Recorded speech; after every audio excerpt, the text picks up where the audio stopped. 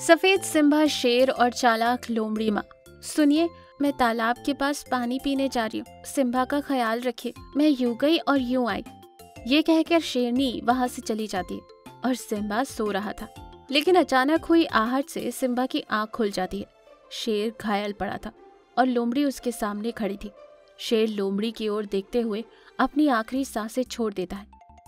ये देख सिम्बा जोर जोर से रोने लगता है और लोमड़ी पीछे मुड़कर सिम्बा को देखती है और उसके पास जाती है। सिम्बा लोमड़ी को अपनी ओर आते हुए देखकर डर जाता है। देखो, मुझे मत मारना, मुझे छोड़ दो। अगर मेरी माँ को पता चल गया तो वो तुम्हें मार डालेगी। कहकर वो डर के मारे वहां से भागने लगता है। बेटा सिम्बा, रुक जाओ। देखो, मेरी बात सुनो, तुम्हारी जान को खतरा है। रुक जाओ बेटा। वो लोमड़ी की बात नहीं सुनता और वहां से भाग निकलता है। सिम्बा भागते भागते काफी दूर चला जाता है। वो थका हारा एक पेड़ के नीचे खड़ा रो रहा था कि तभी उधर से गुजर रहे बाघ की नजर सिम्बा पर पड़ती है। वो सिम्बा के पास जाता है। बेटा, क्या हुआ? क्यों रो रहे हो? मुझे मेरी माँ के पास जाना है। उस मक्कार लोमड़ी ने मेरे पिताजी को मार दिया और वो मुझे भी मारना चाहती है। यो सिम्बा बोल ही रहा था कि वहाँ हाथी, हिरन और बाकी के जानवर इकट्ठा हो जाते। बाघ जानवरों को सारी बात बताता है और सिम्बा से कहता है, बेटा सिम्बा, तुम घबराओ मत, मैं लोमड़ी को छोड़ूंगा नहीं। उसने हमारे महाराजा को मार दिया। मैं अभी जाकर तुम्हारी माँ को ढूंढ कर लाता हूँ। तुम आराम करो। देखो साथियों, तुम सिम्बा का ख्याल रखना। मैं अभी जाकर शेरनी को ढूंढ कर लाता हूँ। ये कहकर बाघ वहां से चला जाता है। इधर सिम्बा भूख के मारे तड़प रहा था। ये देख गाय उससे कहती है, बेटा सिम्बा, तुम बहुत भूखे हो, आओ मैं तुम्हें दूध देती हूँ। बाघ तुम्हारी माँ को ढूंढ कर लाएगा, तुम परेशान मत होना। नहीं, मुझे नहीं चाहिए, मुझे बस मेरी माँ से मिलना है। सारे जानवर सिम्बा को दूध पिलाने की बहुत कोशिश करते, पर सिम्बा दूध नहीं पीता। वहीं दूसरी तरफ बाघ लकड़बग्घे से मिलता है और बाघ और लकड़बग्घा बहुत अच्छे दोस्त थे। अरे दोस्त, हमने शेर और शेरनी को तो बड़ी ही आसानी से मार डाला, पर वो सिम्बा अभी भी जिंदा है। वो सोचता है कि लोमड़ी ने उसके पिता को मारा है। अरे ये तो बहुत अच्छा हुआ। चलो हम उस सिम्बा को भी रास्ते से हटा देते हैं। नहीं नहीं, अभी सारे जानवर उसके साथ हैं। अगर अब हमने कुछ गलती की तो सारे जानवर मिलकर हमें चीर फाड़ डालेंगे। हमें मौके का इंतजार करना पड़ेगा। हाँ, सही कहा तुमने। यूं बाघ और लकड़बग्घा बातें कर रहे थे कि वहीं पास में खड़ी लोमड़ी इन दोनों की बातें सुन लेती है। कुछ भी करके सिम्बा को इस जंगल से निकालना होगा, नहीं तो ये राक्षस उसको भी मार डालेंगे। ये सोचकर लोमड़ी बाघ और लकड़बग्घे का पीछा करती है और बाघ और लकड़बग्घा सिम्बा के पास जाते। बाघ, माँ कहाँ है? बेटा, मैंने बहुत ढूंढा पर वो कहीं नहीं मिली, पर तुम चिंता ना करो, मैं बहुत जल्द उन्हें ढूंढ लूंगा। सिम्बा ने सुबह से दूध का एक कतरा भी नहीं लिया। अगर ऐसा ही रहा तो वो कमजोर पड़ जाएगा। सबने कोशिश की सिम्बा को दूध पिलाने की, पर वो किसी की नहीं सुन रहा। ये सुनकर लकड़बग्घा और बाघ मन ही मन खुश हो जाते। बाघ और लकड़बग्घा थोड़ी दूर जाकर बात करते। अरे सिम्बा ने तो हमारा काम और भी आसान कर दिया। हाँ, ये अब बिना खाए पिए यूं ही मर जाएगा। दोनों हंसने लगते हैं। नहीं, मुझे अब और देर इंतजार नहीं करना चाहिए। शेरनी, कहाँ हो तुम? अगर तुम नहीं आई तो ये दोनों राक्षस तुम्हारे बेटे को मार देंगे। हे भगवान, अब मैं क्या करूं? यूं लोमड़ी ये सोचते सोचते शेरनी को ढूंढ रही थी। तभी रास्ते में उसे शेरनी का शव नजर आता है। ये देखकर लोमड़ी घबरा जाती है। ये क्या हो गया? अब कैसे मैं सिम्बा की जान बचाऊं? तभी अचानक लोमड़ी को ख्याल आता है और वो तुरंत शेरनी की खाल को पहन लेती है और रात होने का इंतजार करती है। जैसे ही रात होती है वो सिम्बा के पास जाती है। सारे जानवर सो रहे थे। वो धीरे धीरे सिम्बा के पास जाती है और उसे जगाती है। सिम्बा शेरनी को देखकर खुश हो जाता है। माँ तुम आ गई। माँ, उस मक्कार लोमड़ी ने पिताजी को मार डाला, तुम उसे छोड़ना मत। बेटा, अभी यहाँ बातें करने का समय नहीं है, जल्दी तुम मेरे साथ चलो, यहाँ खतरा है। यूं लोमड़ी सिम्बा को लेकर वहां से बहुत दूर चली जाती है। माँ, मुझे बहुत भूख लगी है, अब मैं और नहीं चल सकता। ये सुनकर लोमड़ी तड़प पड़ती है। और सिम्बा को अपना दूध पिलाती है। वो सिम्बा को लेकर दूसरे जंगल चली जाती है। लोमड़ी सिम्बा की जान बचाने के लिए अपने अस्तित्व को भुलाकर शेरनी की खाल में ही सिम्बा की मां बनकर उसकी देखभाल करती है। वहीं दूसरी ओर सिम्बा के मन में लोमड़ी के खिलाफ दिन ब दिन नफरत बढ़ती जा रही थी। दिन बीत गए, सिम्बा बड़ा हो गया। एक दिन सिम्बा अपनी माँ से बोला, माँ, मैं वापस जंगल जाकर उस लोमड़ी का अंत देखना चाहता हूँ जिसकी वजह से हमें यूं जंगल छोड़कर आना पड़ा। पिताजी की मौत हो गई। नहीं बेटा, तुम ऐसा कुछ नहीं करोगे। वैसे ही गड़े मुर्दे उखाड़ने का कोई फायदा नहीं। देखो, तुम वहाँ कभी नहीं जाओगे, तुम्हें मेरी कसम। पर सिम्बा कहाँ रुकने वाला था। वो बिना बताए वापस अपने जंगल आता है। जंगल में चारों तरफ मायूसी थी। जानवरों ने जब सिम्बा को देखा तो वो चौंक गए। बेटा सिम्बा, कैसे हो तुम? सिम्बा सारी बात हाथी को बताता है। वैसे जंगल में इतना सन्नाटा क्यों है?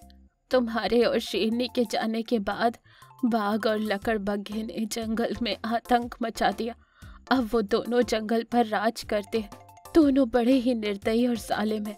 यूं हाथी बोल ही रहा था कि दूसरी ओर शेरनी सिम्बा को ढूंढते हुए जंगल आती है। तभी लकड़बग्घा और बाघ सिम्बा को देखकर उससे बोलते, सिम्बा, तुम अभी तक मरे नहीं। हम तो सोच रहे थे कि तुम भी अपने माता पिता के पास चले गए होगे। हमने तुम्हारे माता पिता के खाने में जहर डालकर उन्हें मार दिया था। जब ये बात लोमड़ी को पता चली तो वो उन्हें बचाने निकल पड़ी और तुमने उसे गलत समझ लिया और हमारा काम और आसान हो गया। यूं बाघ बोल रहा था कि वहाँ शेरनी आती। उसे देख बाघ और लकड़बग्घे चौंक जाते। अरे, ये कैसे हो सकता है? इसे तो हमने मार डाला था।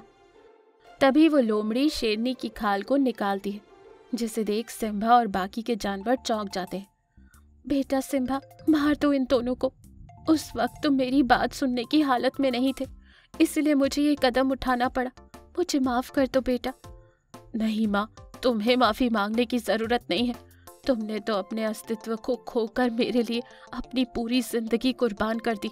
और सिम्बा बाघ और लकड़बग्घे पर हमला कर देता है और उन दोनों को मार डालता है। इस कहानी से हमें ये सीख मिलती है कि एक माँ अपने बच्चे की खातिर किसी भी हद तक जा सकती है। ये कहानी आपको अच्छी लगी तो लाइक और शेयर जरूर करें और कमेंट करके हमें जरूर बताएं। और हाँ, हमारे चैनल को सब्सक्राइब करना मत भूलिएगा। अनाथ सुअर के बच्चे और चीता की क्रूरता। एक बार की बात है, मादा सुअर के बच्चे माँ के मरने के बाद अनाथ हो जाते हैं। अब उन दोनों की जिम्मेदारी उनकी सौतेली मासी रीमा पर आती है। अब बाकी के जानवर क्या कहेंगे, इसके लिए रीमा उन दोनों की जिम्मेदारी ले लेती है। पर रीमा को वो दोनों बिल्कुल भी पसंद नहीं थे। पता नहीं कहाँ से ये बला मेरे मत्थे पड़ गई। जब देखो तब इनकी शक्ल देखनी पड़ती है मुझे। रीमा उन दोनों से पीछा छुड़ाने का कोई ना कोई बहाना बनाते रहती थी। एक दिन वो बच्चों से कहती है, अरे ओ, ये क्या? जब देखो तब खेलने में समय गवाते हो।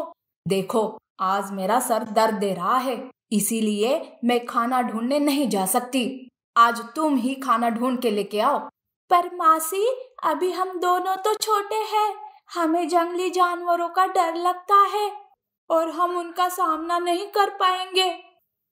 तो फिर सीख लो। कब तक मैं तुम्हें यूं पालती रहूंगी? अब ज्यादा बातें मत करो। तुम दोनों की वजह से मेरा सर तो और भी दुखने लगा। जाओ जल्दी से खाना लेकर आओ। बेचारे दोनों बच्चे डरते डरते खाने की तलाश में जाते हैं। दोनों बच्चे खाना लेकर घर वापस आते हैं। तब रीमा सारा खाना हजम कर देती है। बच्चे भूखे थे, वो भी खाना मांग रहे थे, पर उसे उन दोनों पर बिल्कुल भी दया नहीं आती है। तब बच्चे घर के बाहर आकर उदास बैठे रहते हैं कि तभी वहां उनकी पड़ोसन हिरन आती है और वो कहती है, क्या हुआ बच्चों, क्यों ऐसे उदास हो? क्या तुम दोनों ने खाना खा लिया? बच्चे कुछ बोलते कि तभी रीमा घर से बाहर आती है और वो कहती है, अरे क्या बताओ हिरन तुम्हें, ये दोनों तो अभी भी माँ के सदमे में है, इसीलिए ठीक से खाना भी नहीं खाते ये दोनों। मैं कितना प्यार से समझाती हुई इन्हें, पर ये समझते ही नहीं। लगता है मेरे ही प्यार में कुछ कमी है। अरे ऐसा मत कहो रीमा, कुछ दिनों में सब ठीक हो जाएगा। और बच्चों, मासी की बात माना करो। बच्चे भी सर हिलाकर हामी भरते हैं। हिरन वहां से चली जाती है तो रीमा उन दोनों को गुस्से से देखने लगती है और वो मन ही मन सोचती है, ये दोनों ऐसे ही मुंह बनाकर रहेंगे तो बाकी जानवर मुझ पर शक करेंगे कि मैं इन दोनों पर जुल्म करती हूँ। काश ये दोनों किसी खूंखार जानवर के मुंह का निवाला बन जाए, तब तो मेरे सर की बला ही उतर जाएगी। रीमा अब बच्चों को रोज रोज खाने की तलाश में भेजने लगती है और खुद घर में आराम करते रहती है। एक दिन बच्चे खाना ढूंढते ढूंढते काफी दूर चले जाते हैं। तभी वो देखते हैं कि एक शेर शिकारियों के जाल में फंसा हुआ है। तब एक बच्चा शेर के पास जाने लगता है। भैया वहाँ मत जाइए, वो शेर है, प्लीज भैया रुक जाइए। अरे डरो मत, अभी तो वो जाल में है। देखो माँ ने जाते जाते क्या बताया था कि मुसीबत में फंसने वालों की हमेशा मदद करनी चाहिए। तुम्हें डर लग रहा है ना, तो तुम यही रुको। वो बच्चा शेर के पास जाता है। तब शेर उसे कहता है, सुनो बच्चों, इस जाल से बाहर निकालने में मेरी मदद करो। देखो मैं तुम्हें कुछ नहीं करूंगा। तब वो बच्चा शेर को जाल से बाहर निकालने में मदद करता है। शेर जाल से छूटते ही चैन की सांस लेता है और कहता है, शाबाश बच्चों, जो अपनी माँ की सिखाई बातों पर तुम अमल कर रहे हो। बच्चों मैं तुम्हारी माँ से मिलना चाहता हूँ। शेर, हमारी माँ हमें छोड़कर कब का चली गई, वो अब इस दुनिया में नहीं है। ऐसा कहकर वो दोनों रोने लगते हैं। शेर को उन दोनों पर दया आती है। शेर उन दोनों को खाना ढूंढने में मदद करता है।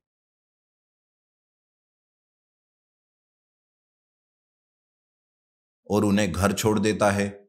शेर के आने की भनक रीमा को भी नहीं थी, पर बच्चों को आने में देर होने के कारण वो उन दोनों पर गुस्सा करने लगती है। अरे तुम दोनों कहाँ जाकर मर गए थे? यहाँ मैं भूख से मरी जा रही हूँ। काश तुम अपनी माँ के साथ मर गए होते। रीमा उन दोनों पर गुस्सा करते हुए उन्हें पीटने लगती है। ये सब शेर देख लेता है और वो जोर की दहाड़ लगाते हुए कहता है, अरे ओ, क्या तुम पागल हो गई हो क्या? मासूम बच्चों को मारते हुए तुम्हें शर्म नहीं आती? बाप रे शेर। शेर को देखकर रीमा की बोलती बंद हो जाती है। शेर गुस्से में आकर रीमा पर हमला करने जाता है, लेकिन तभी एक बच्चा आगे आकर कहता है, नहीं नहीं शेर, हमारी मासी को कुछ मत करो, ये तो हमारे लिए माँ से भी ज्यादा है। दोनों बच्चे हाथ जोड़कर शेर से विनती करते हैं। ये सब सुनकर रीमा की आंखों में आंसू आते हैं। बच्चों मुझे माफ कर दो, मैंने तुम्हें कितना सताया, पर आज तुमने मेरी ही जान बचाई। देखो आज से मैं तुम्हारी मासी नहीं बल्कि माँ हूँ, माँ। देखो रीमा, बच्चों का ध्यान रखना, उन्हें माँ से भी बढ़कर प्यार करना। मुझे बहुत खुशी है कि बच्चों को उनकी माँ मिल गई। शेर वहां से चला जाता है। बच्चों की वजह से रीमा की आंखें खुल गई थी। अब वो दोनों बच्चों का प्यार से ख्याल रखने लगती है। बच्चे भी अब रीमा के साथ खुशी से रहने लगते हैं। कुछ दिन बीत जाते हैं। एक दिन यूं ही जंगल में एक चीता आ जाता है। वो चीता बड़ा ही जालिम था। उसे बच्चों पर भी दया नहीं आती थी, पर अपनी भूख मिटाने के लिए वो किसी का भी शिकार किया करता था। एक दिन वो शिकार के लिए घूम रहा था कि तभी उसकी नजर रीमा के बच्चों पर जाती है। अरे वाह, मैंने तो बस एक शिकार का सोचा था और देखो तो यहाँ मुझे 2-2 सूअर के बच्चे मिल गए। आज तो नरम नरम मांस खाकर अच्छी नींद आएगी मुझे। वो दोनों बच्चे खेल रहे थे कि तभी चीता एक बच्चे पर पीछे से वार करता है। बच्चा घायल होकर नीचे गिर जाता है। चीता दूसरे बच्चे को भी पकड़ लेता है और हंसने लगता है। ऐसे मत हंसो चीते, देखो हमारी माँ आएगी ना तो वो तुम्हें अच्छा सबक सिखाएगी। तुम्हारी माँ? लगता है आज पूरे परिवार का भोजन करना पड़ेगा मुझे। चीता बच्चों को मारकर उन्हें खाने की कोशिश करता है कि तभी वहां रीमा आती है और वो कहती है, चीते छोड़ दे मेरे बच्चों को, देखो उन्हें अकेला मत समझो और मुझे भी कम समझने की भूल मत करना, क्योंकि तुम्हारे सामने एक सूअर नहीं बल्कि एक माँ खड़ी है, माँ जो बच्चों को बचाने के लिए काली का रूप ले सकती है। रीमा की बातों से चीता गुस्से में आता है।